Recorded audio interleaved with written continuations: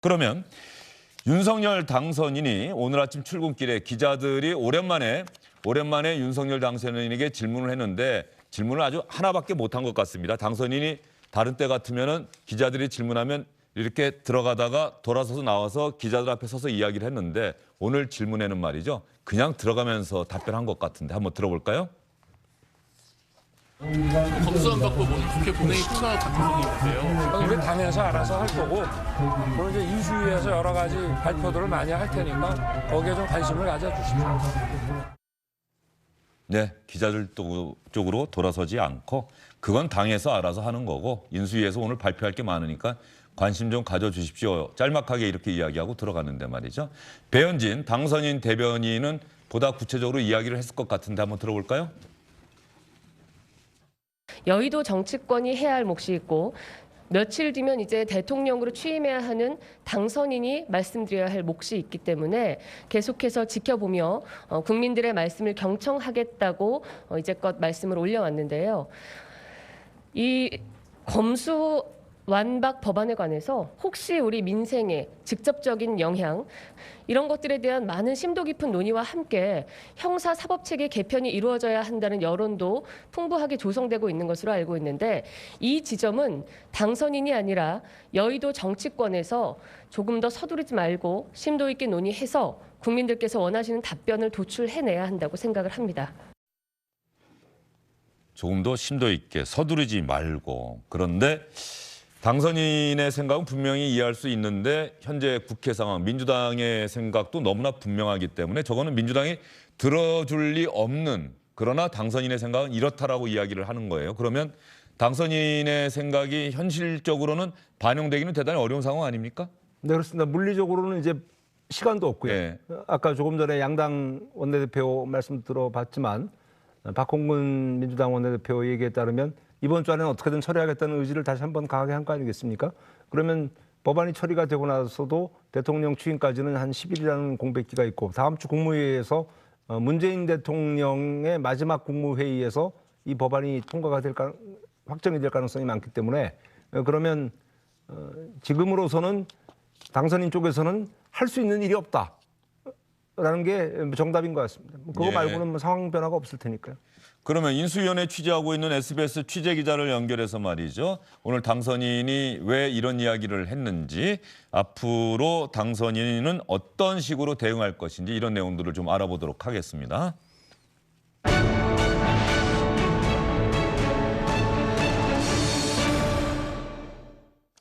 오늘도 유수환 기자가 인수위 상황 여러분께 전해드릴 텐데요. 유수환 기자, 조금 전에 저희가 윤석열 당선인 출근길에 한 이야기는 들었어요. 인수위를 담당하는 기자들은 윤석열 당선인의 이야기 어떤 의미로 해석하고 있습니까? 네, 맞습니다. 윤석열 당선인 오늘 아침 출근길에 이 검수완박 법안 처리는 당에서 알아서 할 일이다라는 다소 짧은 입장을 내놨었죠. 사실 그동안 장제원 비서실장이나 배현진 대변인을 통해서 이 입장 전달만 계속됐었고요. 당선인이 직접 입장 표명하는 건 자제해 왔습니다. 오늘도 이 연장선에서 짧은 답변을 이어간 걸로 저희는 보고 있는데요.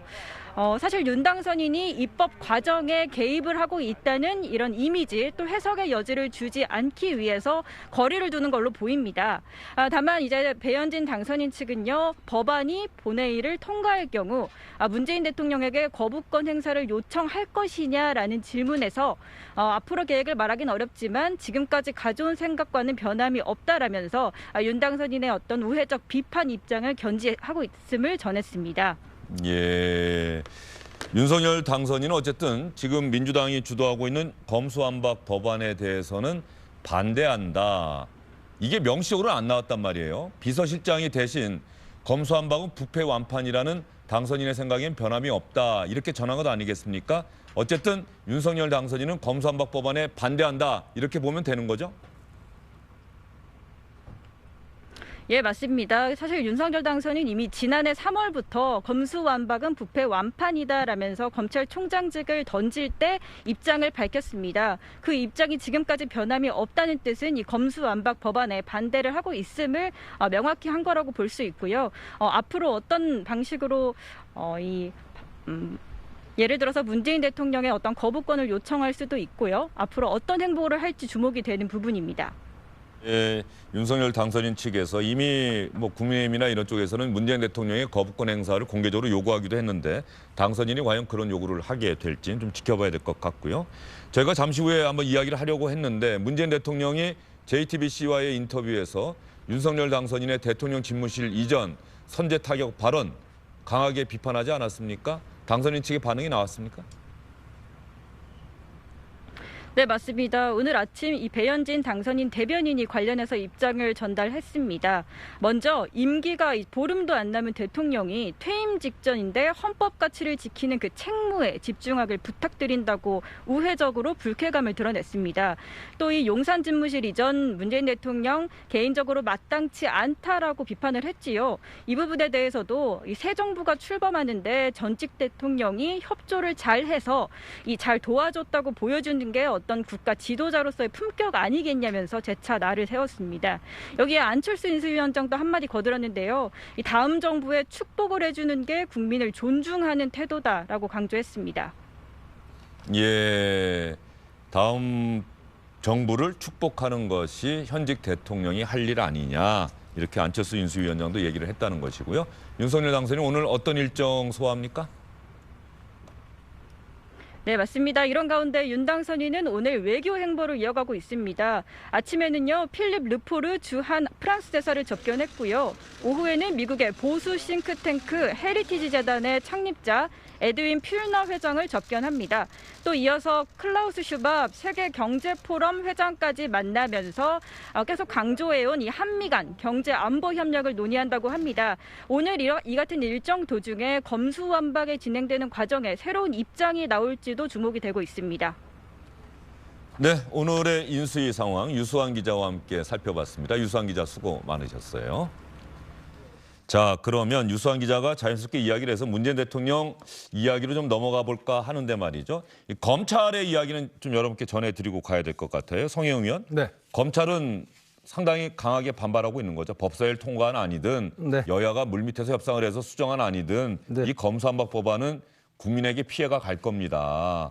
도대체 경찰이 송치한 사건은 그대로 네. 검찰이 더 보안 수사도 못하고 그대로 넘기게 되면 이번에 이른바 뭐 계곡살인 사건인가요?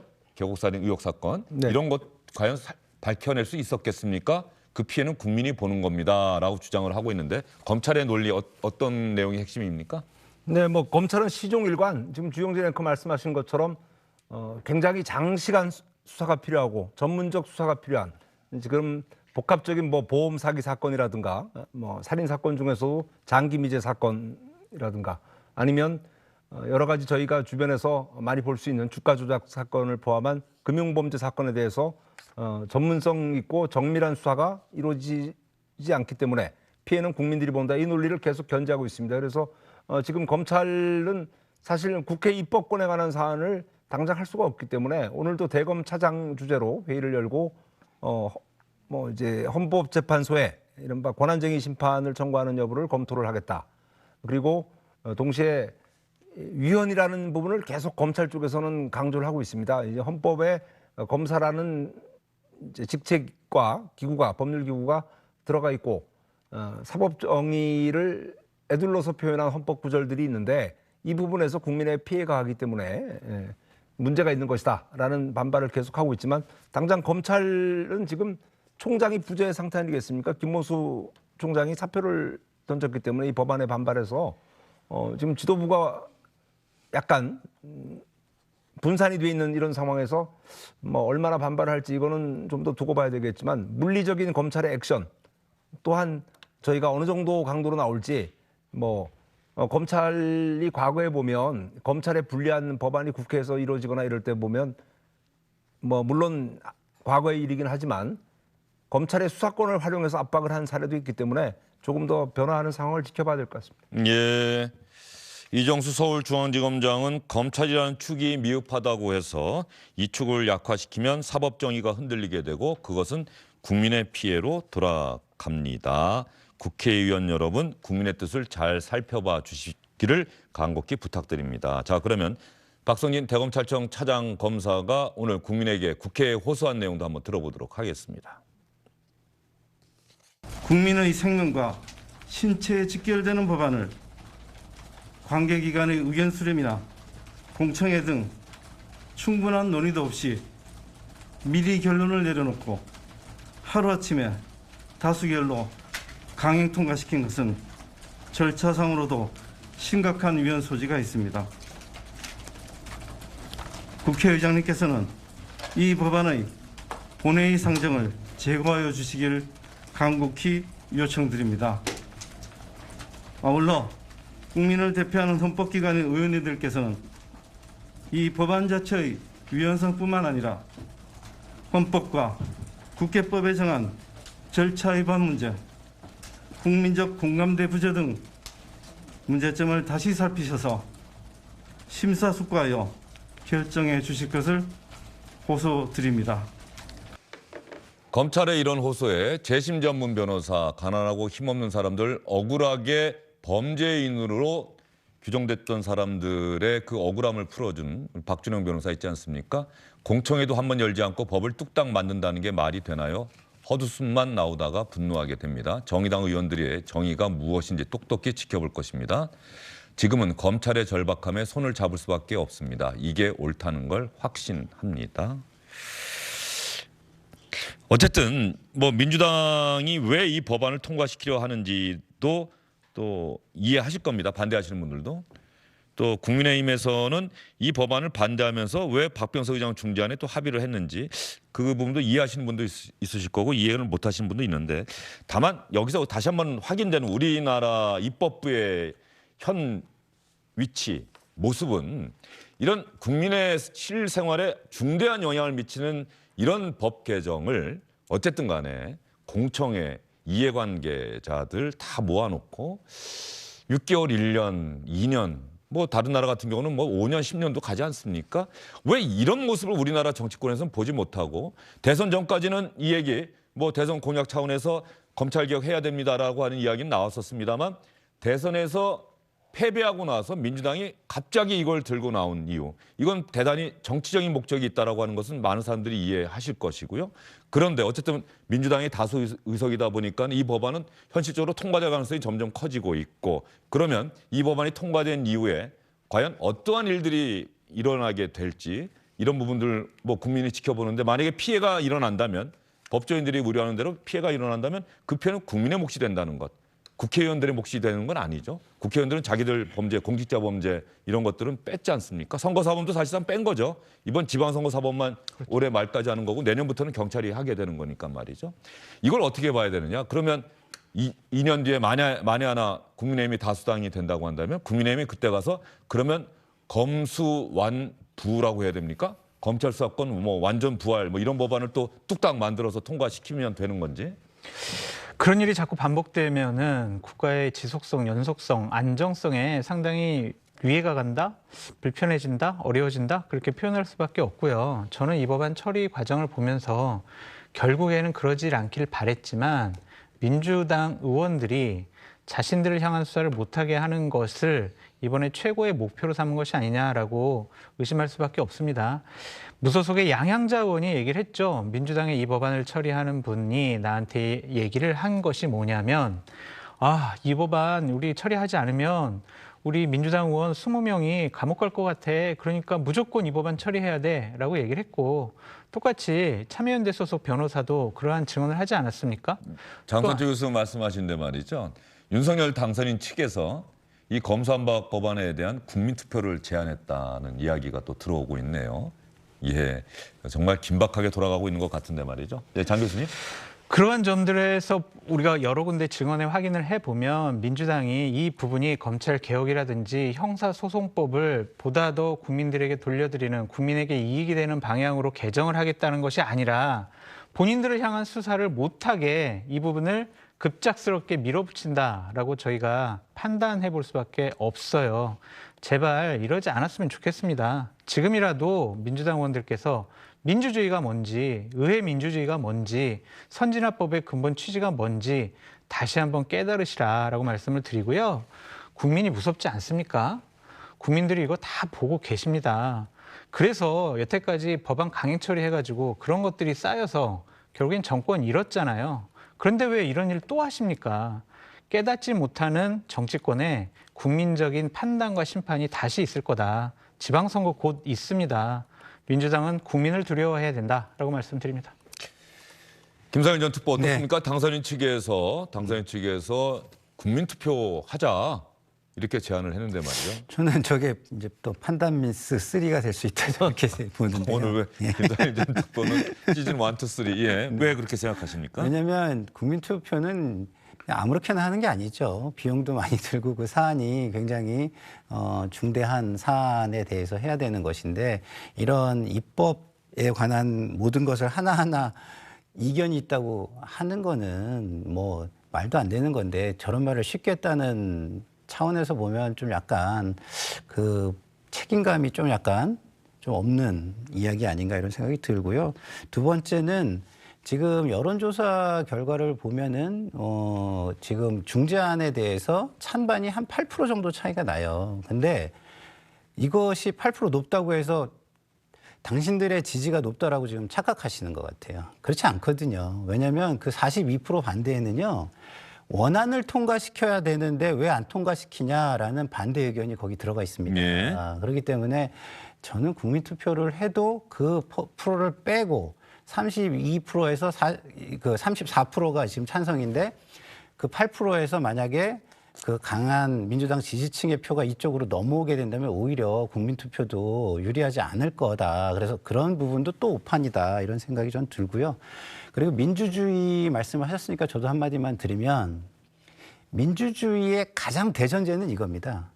세상에는 절대적으로 옳은 것이 없고 틀린 게 없다라는 거예요. 그렇기 때문에 다른 사람들이 가장 공통적인 것을 찾아나가자. 이게 민주주의입니다.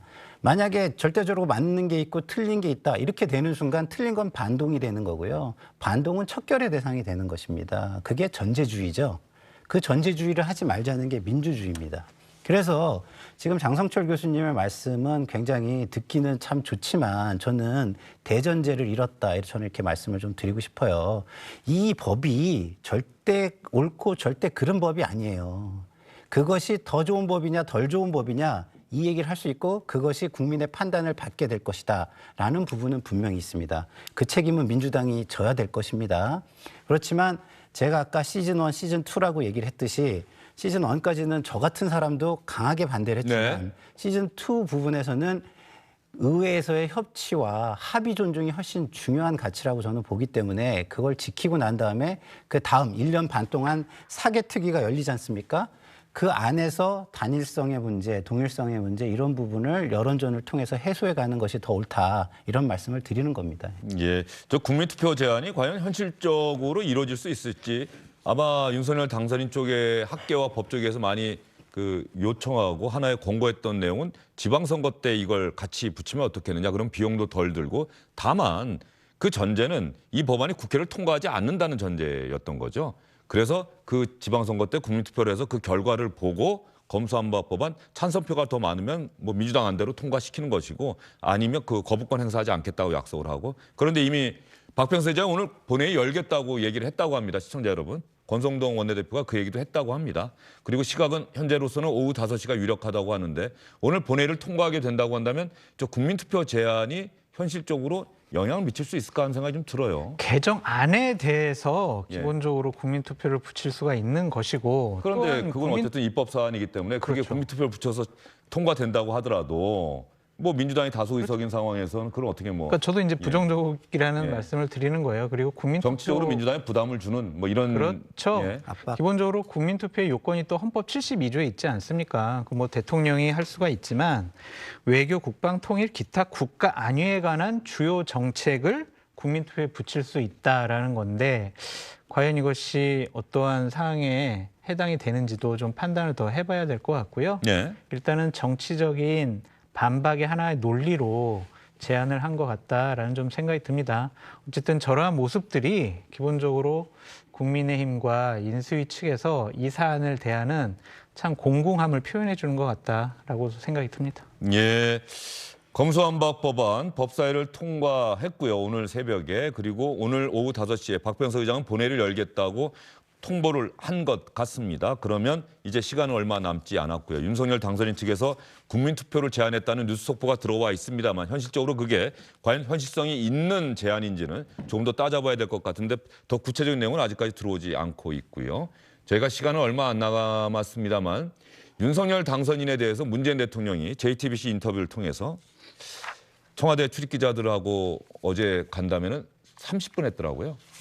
그런데 JTBC 인터뷰는 이틀에 걸쳐서 방송이 됐는데 상당히 장시간 방송된 분량만 한 2시간 한 20분 정도 될 테니까 말이죠. 네. 상당히 장시간 인터뷰를 했더라고요. 예, 청와대 출입기자들이 간담회도 비공개로 하겠다고 해서 상당히 반발했다고 합니다. 그래서 한 7명 질문 받는 걸로 했는데 또 하다 보니까 5명 질문 받는 것에서 그쳤다라고 이야기를 하는데 말이죠. 대통령 집무실 이전에 대해서 상당히 강하게 비판을 했다고 하는데 그 내용만 한번 들어보도록 하겠습니다. 저는 개인적으로는 지금 그 새 정부의 집무실 이전 계획이 별로 마땅치 않게 생각이 됩니다. 이 집무실을 옮기는 게 국가 이제 100년 대계인데 충분히 논의하고 또 적절하고 판단된다면 국방부와 합참이 좀 안정적으로 이전할 수 있는 계획을 세우게 한 후에 그 계획에 따라서 이제 저 집무실도 이전하는 그런 식의 계획이 필요하다고 생각하는데 하루라도 청와대에 있지 못하겠다 이런 그 유의 그 결정과 일처리 추진 방식은 뭐 참 그 이렇게 수긍하기가 어렵죠. 그러나 새 정부가 의지를 가지고 그렇게 이제 추진하는 마당에 우리 정부는 적어도 국정이나 안보 공백을 좀 최소화하는 선에서 할 수 있는 협력은 하지 않을 수가 없는 것이죠. 대통령 집무실 이전 마땅치 않게 생각이 됩니다. 참 수긍하기가 어렵습니다. 뭐 하겠다고 하니 우리로서는 협조할 수밖에 없는데 제 솔직한 생각은 마땅치가 않다. 이건 상당히 공개적으로 현직 대통령이 곧 취임하게 될 다음 대통령을 직설적으로 비판한 거예요. 맞습니다. 예. 저는 좀 뭐 내용이 아무리 맞다고 하더라도 저런 말씀을 굳이 하실 필요가 있었을까. 지금까지 자제하고 참아 오셨는데 마지막까지 좀 더 참으셨으면 어땠을까 이런 생각이 좀 들고요. 저것이 자칫 정치적인 이슈로 또 비화할 수가 있지 않습니까? 뭐 본인은 신구 세력의 갈등으로 그 표현되는 게 부담스럽고 싫다라고 말씀하셨는데 본인이 다시 신구의 갈등이 마치 생길 것을 암시하는 그런 예견되는 말씀을 해버리신 게 돼서 저는 조금 약간 좀 왜 그러셨을까? 예. 근데 저는 현 시점에서 우리 언론이 그 관행적으로 신구 권력의 갈등이라고 하는데 저는 동의하지 않아요. 지금 현재 권력이죠. 네. 무권력이 아직 아니죠. 현재 권력이죠. 현재 권력과 미래 권력의 갈등이라고 봐야 되는데 그렇죠. 성형 의원이 관행적으로 관습적으로 그냥 신구 권력이라고 쓰죠. 이 바뀐 다음에 상황을 그렇죠. 얘기하는 건데 좀 앞서서 그냥 아무런 고민 없이 쓰는 표현 중에 하나가 저런 표현인 것 같습니다. 예, 대통령 집무실 이전은 저희가 이 시간에도 여러 차례 다뤘습니다만 정말 다음 대통령 5년 뒤에 대선이 끝나고 다음 대통령이 지금 윤석열 정부가 준비한 그 집무실을 그대로 쓸 것인지 아니면 나는 또 딴 데로 가겠다. 이렇게 할 것인지는 사실 그 부분에 대해서도 이것도 검수완박 법안과 관련한 것과 비슷한 것처럼 국민적 논의 과정이 없었다라고 하는 부분은 두고 상당한 부담이 되지 않을까 싶은 생각이 좀 들어요. 하여튼 결정 과정도 좀 아쉽고 또한 그것을 밀어붙이는 과정도 좀 아쉽다라는 좀 생각은 들지만 문재인 대통령께서 좀 이런 식으로 얘기해 주셨으면 어떨까 싶어요. 저도 솔직히 이렇게 좀 청와대 나오려고 했는데 약속을 못 지켰습니다. 근데 하지만 윤석열 당선인께서 좀 이러한 약속을 지키시려고 하는 부분에 대해서 제가 현직 대통령으로서 더 좋은 정권 이양, 원활한 정권 이양을 위해서 최대한 협조를 하고 있습니다. 이렇게 원론적으로만 말씀하셨으면 얼마나 좋을까라는 생각이 들었는데 감정이 좀 많이 쌓이셨던 모양이에요. 우리 김상일 특보님 말씀처럼 안 하시면 좋았을 말씀들을 너무 과감하게 하신 것은 좀 아쉽다, 좀 적절하지 않다라고 말씀드립니다. 예. 안철수 인수위원장의 발언만 한번 들어보도록 하겠습니다. 안철수 인수위원장이 대인다운 도리라고 생각한다고 이야기를 하면서 문재인 대통령에 대해서 좀 비판적이고 아쉬움을 토로한 이야기를 했는데 말이죠. 안철수 인수위원장 얘기 들어보겠습니다. 지금 정부는 다음 정부에 대해서 축복을 해주는 것이 잘 되기를 바라는 것이 그게 국민을 존중하는 태도라고 생각합니다. 그래서 저는 오히려 현 정부에서 이러한 어려움이 있었는데 잘 극복했으면 좋겠다고 덕담을 해주시는 것이 그게 대인다운 도리라고 생각합니다. 네. 현재 권력과 미래 권력 사이에 뭐 또 상당한 갈등이 좀 있는 것 같고요. 그 당선인 측의 국민투표 제안 관련해서는 장제원 의원이 이야기한 거고요. 비서실장. 그리고 비서실은 아침에 간부회의를 통해서 당선인에게 국민에게 직접 물어보자고 제안하기로 했다. 비용적인 측면에서 6월 1일 지방선거와 함께 국민투표를 치른다면 비용을 안 들이고 직접 물을 수 있는 것 아닌가 생각한다고 이야기를 했는데 오늘 본회의를 통과하게 되면 이 국민투표는 뭐 찬반이라기보다는 이 법안에 대해서 어떻게 생각하시냐는 성격의 투표가 될 것 같은데 최종적으로 윤석열 당선인이 어떻게 결정을 내릴지는 좀 더 지켜봐야 될 것 같습니다. 세 분 수고 많으셨고요. 감사합니다. 주영진의 뉴스브리핑은 시청자 여러분 잠시 후에 다시 돌아오겠습니다. 이른바 검수완박 법안 박병석 의장은 오후 5시에 본회의를 소집했습니다. 오늘 본회의 소집된다고 바로 통과되기는 어려울 것 같습니다. 국민의힘에서는 필리버스터를 신청하겠다고 했기 때문에 내일쯤 법안이 통과되지 않겠느냐. 하나의 법안이 말이죠. 그리고 두 개의 법안, 검찰청법, 형사소송법 다 통과하려면 한 이틀 뒤, 사흘 정도 걸리지 않겠느냐는 전망이 나오고 있습니다. 주영진의 뉴스브리핑 오늘은 여기서 인사드리겠습니다.